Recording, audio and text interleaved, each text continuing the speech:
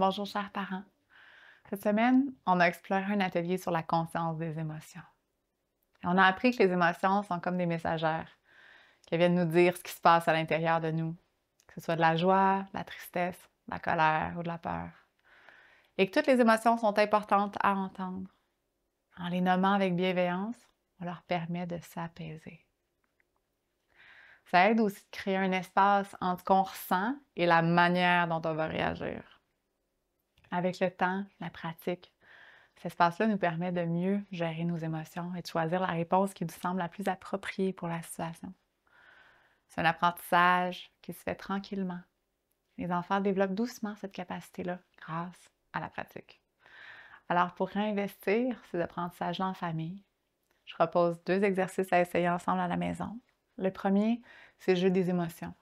Chaque jour, prendre un moment en famille pour que chacun partage une émotion qu'il a ressentie dans la journée. Et ensuite, demander à chaque personne comment est-ce qu'il a réagi à cette émotion-là. Comment est-ce qu'il s'est senti dans sa réaction?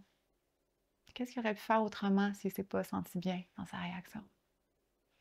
C'est vraiment une belle façon d'apprendre à reconnaître les émotions, puis une façon de voir des façons différentes de réagir aussi, de créer d'autres possibilités. Et ensuite, je propose la pause bienveillante. Quand des émotions sont fortes comme la colère ou la tristesse, puis que ça arrive, je vous invite à proposer à votre enfant et à vous-même de faire une pause. Prenez une grande respiration ensemble. Puis nommer l'émotion qui est là de manière bienveillante. Par exemple, je vois que tu ressens de la colère. C'est correct. Puis ensuite, encouragez-le à écouter ce que l'émotion lui raconte. Ça aide à prendre la distance, puis ça permet aussi à l'émotion de se calmer en se sentant validée et entendue. Montrez l'exemple en nommant aussi vos propres émotions de la même façon.